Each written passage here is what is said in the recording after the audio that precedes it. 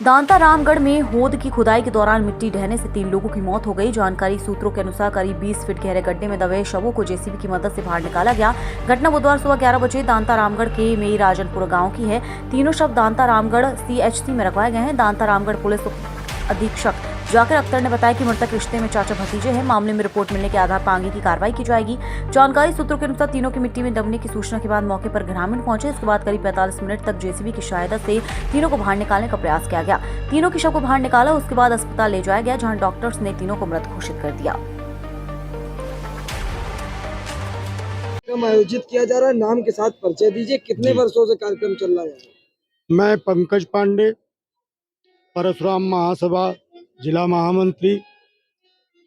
मैं अपने साथ सभी सहयोगियों के साथ ये विगत गणेश महोत्सव का कार्यक्रम पिछले 6 वर्ष से हमारे द्वारा और हमारे सभी साथियों द्वारा और मोहल्ले वासियों द्वारा किया जा रहा है।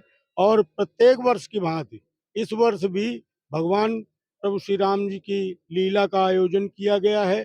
और ये इसी वर्ष नहीं, आने वाले समय तक रामलीला जागरण झांकियों का कार्यक्रम चलता रहेगा।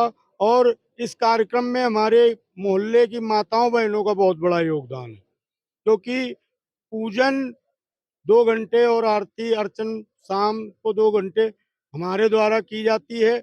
और जो महिलाएं हैं उनके द्वारा रात्रि 9 बजे से 12 बजे तक जो भजन संध्या का आयोजन होता है, वो वाकई हमारी माताओं बहनों का सराहनीय है। तो मैं यही कहना चाहूँगा कि इसमें बहुत बड़ा योगदान हमारे मोहल्ले के सभी साथियों का, हमारे छोटे भाइयों का भी है। और ये कार्यक्रम विगत 6 वर्षों के बाद आगे भी हमेशा बढ़ता रहेगा।